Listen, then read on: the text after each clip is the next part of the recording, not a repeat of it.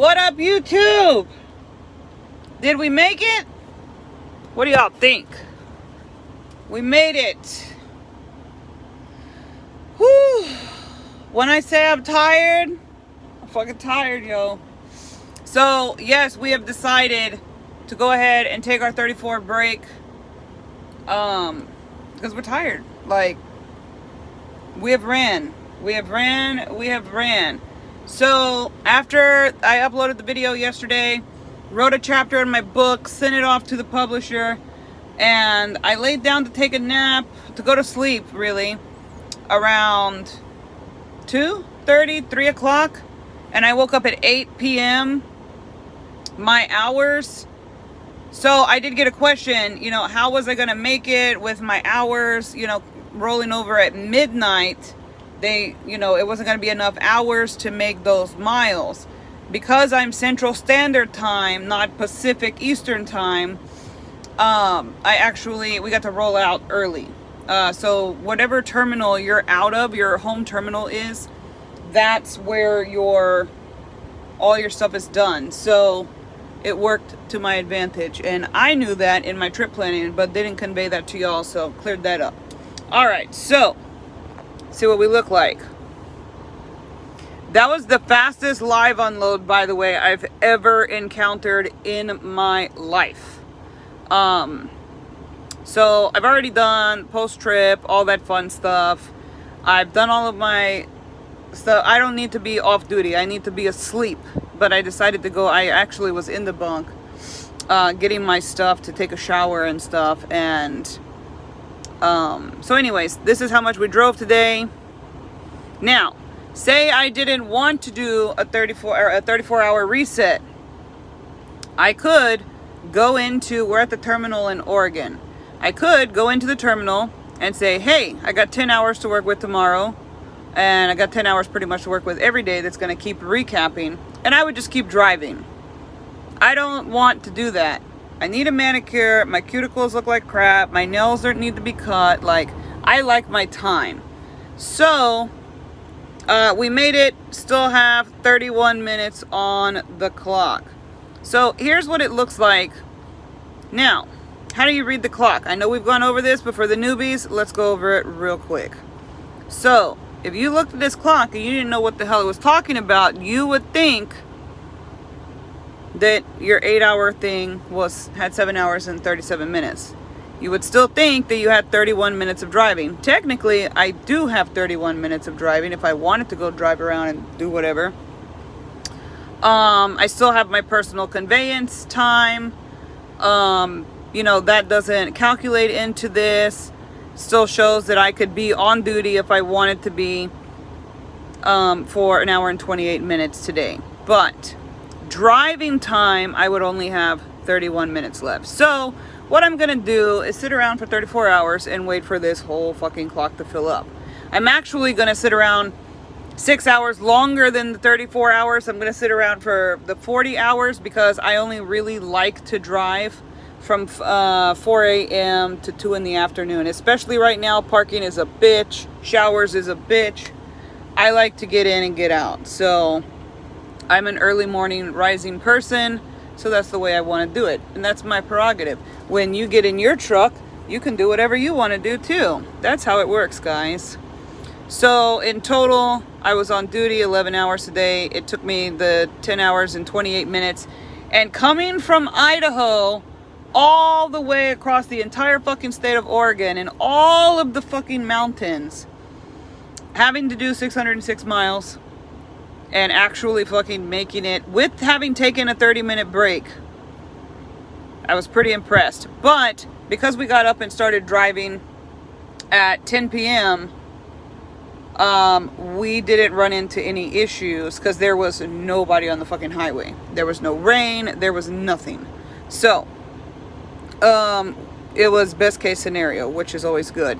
How many miles did I run for the whole week? I told y'all yesterday, 3,319. My first week back, full 8-day week, 3,319 miles. That's my first week back. And my face shows it. I'm tired. So, Traditionally, the way I like to run, every 6th day I take off. I do the 34-hour reset, and this time they offered me, like I said, that one load got taken off of me. You don't ever want to lose miles. So they take away, 500 miles. I want at least that, if not more, back. Well, they gave me this nice, it ended up being 1,256 miles. I figured out how to work it and make the time work. Granted, I was sitting around yesterday with a bunch of zeros across my screen until 10 p.m. But it worked. And I did it, and I still have 31 minutes on my clock. And now I'm going to... I don't feel like cooking. I'm fucking tired. I am going to DoorDash or Uber Eats, whatever's around here. Get some food delivered, get cleaned up, and I'm going to bed. So tomorrow, what I normally do is I go get my nails done, which now is really simple. They're just really dirty. I guess having my nails done before, I guess it covered up all this dirt and grime. It's just horrible. Go do our grocery shopping, and we're gonna see if there's a movie theater around and what the situation is with that. We don't like to be around people. I have been in quarantine since March 9th on purpose. I told you all that story already. So I don't like being around people. There's not a vaccine for this shit yet. I'm not trying to catch Rona. I don't want to have anything to do with Rona. No, I'm not about that life. But if there's some kind of reservation situation where we can sit 6 feet apart from everybody, I prefer 12 feet. We'll figure it out. But more than likely, I'll sit here, write the book, go run my errands, and everything around here is closed. I like to go to the waterfall or go hiking, stuff like that, whenever I'm here in Oregon. I love it here. But everything is closed. All the state parks, everything is closed. So I can't even take my son to show him anything. And I get it. And he gets it too. But to be perfectly fucking honest, we're exhausted. We're tired. We're not going to be complaining on Friday. And I'm not complaining now. But having run the load, running all of those miles yesterday, stopping, trying to flip-flop your schedule so that, we finished yesterday at like 10 something in the morning, and then had to be asleep by 2 to get up at 10. Well, we got up at 8 dinner, and then by 10 we were rolling again. So, and then we'd rolled all night until delivery this morning, live unload, and now here we are at the terminal. That's a lot to do in a 24-hour period. I've only ever done this kind of 24-hour 2-load situation 2 other times in the 7 months I was here previously. It's rough. It is rough. It's not like switching your days to night. You have a day to kind of recover and get your sleep pattern. Like, no, literally, we slept the night before, drove that morning at 4 o'clock like we normally do, stopped when I ran out of hours yesterday, which was around 10, and then literally gave ourselves 5 hours, tried to force ourselves to sleep at the rest area that was super noisy because it was also a way station. So it was fucking noisy, and then it was this massive storm that came through and was rocking the truck. It was really hard to sleep. After having slept the night before, trying to force yourself to go to sleep that same afternoon to drive all night that night. So don't recommend your first couple of weeks out here trying this. You need to build your stamina. So, that was another question. Was I able to drive like this straight out the gate?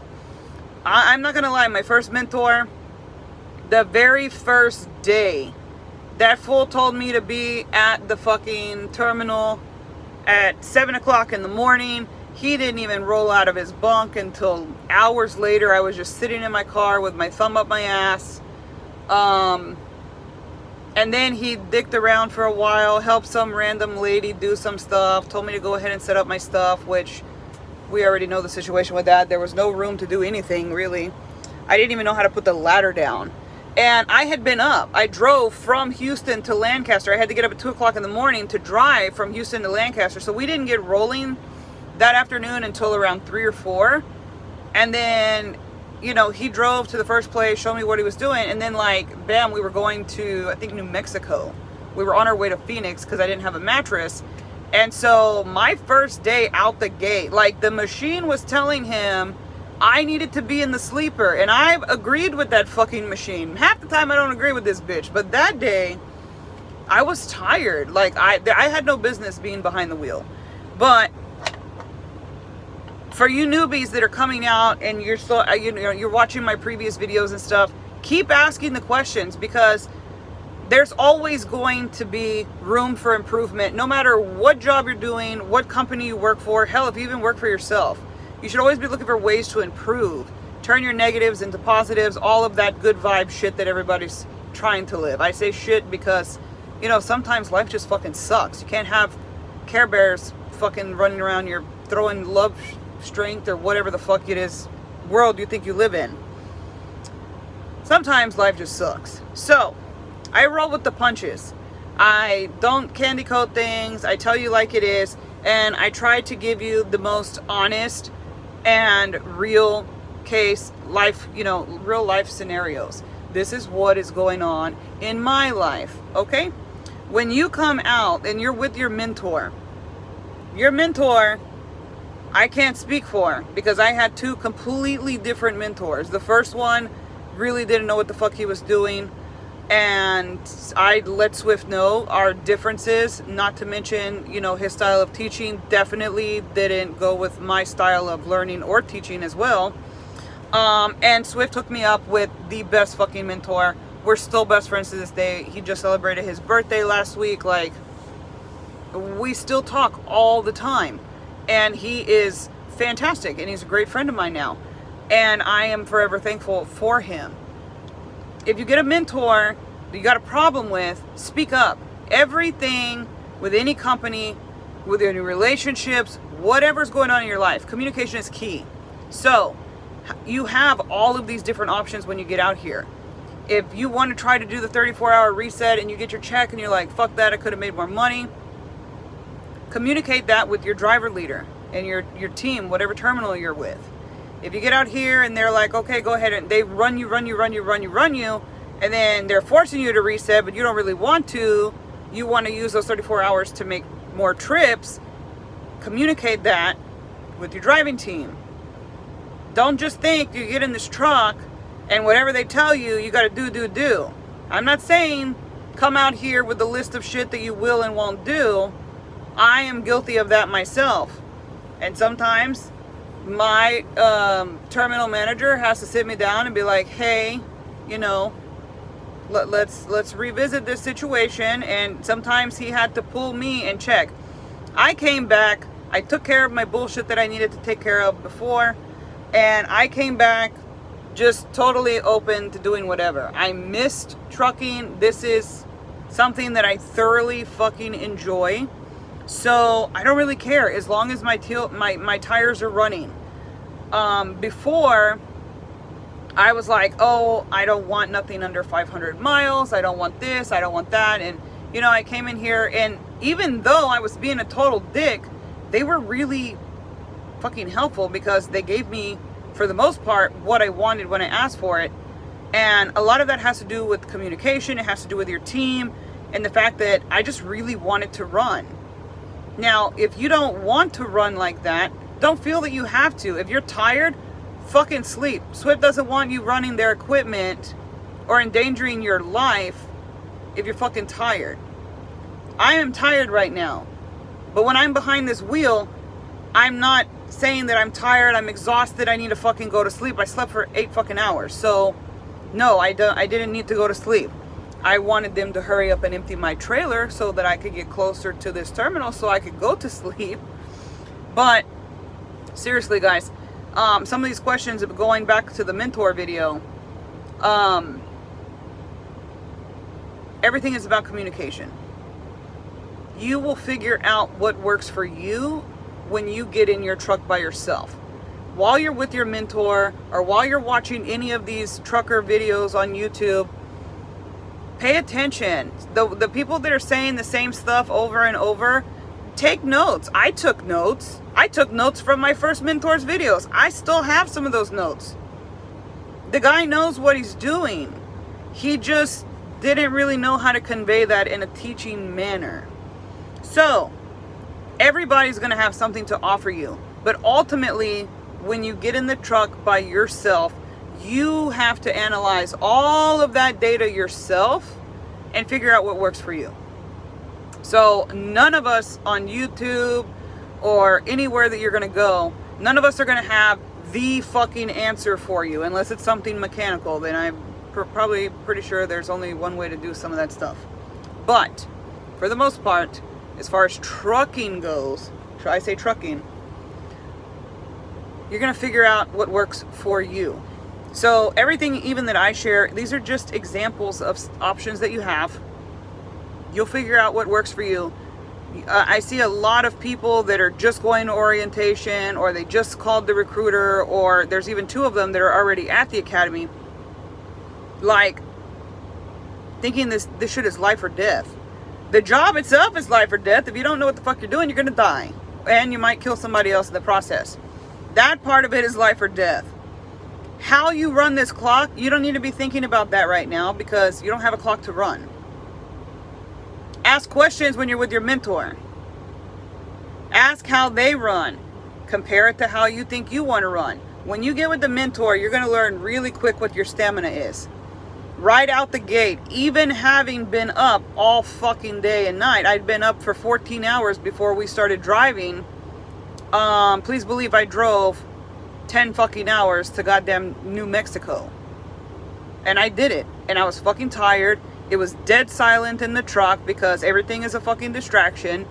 And my brain was literally fucking turned off. It was literally like, I've never had a feeling where I didn't have a thought. If you haven't noticed, I speak a lot. I have ADHD. If I'm not thinking about one thing, I'm thinking about 10. So it was rough, but I had the stamina to do it. I just talked to somebody at a previous terminal who said he was with the mentor for 8 weeks because the first 2 weeks he was just too tired to drive. Do I understand it? No. Did the people in the terminal understand it? No, we all kind of looked at each other like, whoa, what? And, you know, we were helping him, answering questions. He had just come back from his first ever load solo. And, you know, some people might have picked on this kid, but instead we all gathered round and we helped him. You know, he was having some issues with his first load. Swift is very, very family oriented, at least from my experience. You know, nobody's got beef with nobody. There's not a competition out here. Everybody's just out here trying to fucking make their money. And if you have questions, ask. No question is a stupid question. Not asking the question is stupid. I'll let that sink in for a little bit. I'm gonna run. I just wanted to show y'all we made it. This is how many miles I did on my first week back. And that's another thing. Don't be worrying about, for example, the kid who had just made his first run. You know, the first thing he wanted to do was ask all of us OTR drivers, okay, realistically speaking, how many miles can I run in a week? And, you know, we had to break it down to him. If you can only drive 4 hours a day because you're tired, that's not a question you should be asking. If you come out here and, you know, you've got the stamina to drive 11 hours a day, and you and your bladder have had a conversation, and you and your bowels have had that conversation, and you're good to go, and you know what it takes to train your body to run those kind of hours, fuck, you can run as many miles as legally possible. And you can do 2 loads in one day, in one 24-hour period. I just ran this thing twice. I ran twice in 24 hours. So that's how you can, there's been one video, some stupid ass dumb fuck keeps asking me, how did you get that thing to say 711 miles? I did run 711 miles one day in an 11-hour sitting. And he still comes and got jokes and shit. You run what works for you. I like the adrenaline. I like the thrill and the adventure of working this fucking clock. I just like it. I like being OTR because I don't like knowing where I'm going next. I don't want to be on a dedicated route. I don't care how many miles I get a week. I don't want to become complacent with my job. I don't. I just said I have ADHD. I like to be intrigued. I like to be, entertained. I like the adventure of not knowing. We were literally 4 or 5 days ago on the East Coast, and now we're all the way in Portland, fucking Oregon. That's what I like. So you will figure out what works for you. But right now, in the beginning stages, focus on where you're at and what you need to get to that next level. Don't worry about what's going to happen when you get your own truck. Put that shit out of your mind. I remember being at the academy and we would watch all the trucks go, oh, I want this one, oh, I want that. We didn't know what the fuck we were talking about, honestly. We didn't. Nobody fucking knew. We were just excited. And I get it. I just told you. I did the same thing. My classmates did the same thing. I'm also the only classmate of mine that's actually still driving with Swift. Most of them aren't even driving anywhere. I don't know where the fuck they went, but they're not driving. So, the best advice I can give you, notepad, type on your phone, type on something. But set little goals for yourself. I'm huge person on setting goals. I set goals for fucking everything. I set goals to go to the fucking grocery store. I make my list. I have a list for my list. I'm that bitch. I have OCD. I have ADHD. All of the acronyms. That's me. But I get shit done. You may not be that organized. Maybe that's something you need to work on. But some of the questions, I'm not trying to be rude in my answer. And if you've watched my videos enough, you know I'm a sarcastic son of a bitch anyways. So don't take it personal. I'm not trying to be rude. I just think that if you're going to ask for advice from anyone, not just myself, but from anyone, we should really try to gear you towards focusing on what's important at the time, at the stage of wherever you're at. And if that's at the beginning, you definitely don't need to be worrying about how many miles you're going to run, how much money you're going to get paid, what kind of truck are you going to get, does it have a refrigerator? Like, you're going to figure that shit out later. That's not important right now. Get your permit, get your medical card, let's get some of the basic shit out of the way. To me personally, the hardest part about doing this, my brothers want to come out here. I told them the hardest part is going to be getting your permit, because you have to know. It's not like the driver's license you get when you're 16. Who knows how many fucking feet you got to park away from a fucking fire hydrant? Just don't park near a fire hydrant. Why do you ever need to park near a fire hydrant? But you needed to know that shit to take the test. You don't know that shit now. The stuff that is on your permit test for your commercial driver's license, you literally use that shit every fucking day of your life that you're in a commercial vehicle. So, it is a lot of information. A lot of it. The questions look the same. They trip you up on purpose. That is, if you're at the beginning stages, I'm addressing you. That is what you need to be worried about. Don't focus on money, trucks, refrigerators, the color of the truck. Are they automatic? Are they manual? That shit doesn't matter if you can't get the permit to go to the school to drive. Those are facts. So, while I am up in the morning and I love answering and hearing the comments and reading the stuff, don't send those questions, because I'm answering it right now. Look at where you are in the process and focus on that. If you want to set a goal, set a goal. But don't set a goal saying that you want a 20. I'm looking at a Blue International right now. That's what I used to drive when I got my brand new truck that only had 6 fucking miles on it. I miss it. I still remember the fucking number. And if I ever see it, I'm going to go be like, hey, you want to swap trucks? Just saying. No, I love my truck now. It has massive space. It's actually the first truck that I was on with my first mentor. Same fucking truck, except this one actually has a vent on the top bunk, which is great. You don't get a choice. You're going to go to wherever your terminal is. They're going to hand you this black book right here of permits and your truck number on it. That's it. All right? So, stay focused on where you're at and don't think too far ahead. You can set goals, but don't be worrying about what truck you're going to drive and all that shit when you haven't even got your permit. Let's take it one step at a time, okay? I love you. Peace out. See you next time.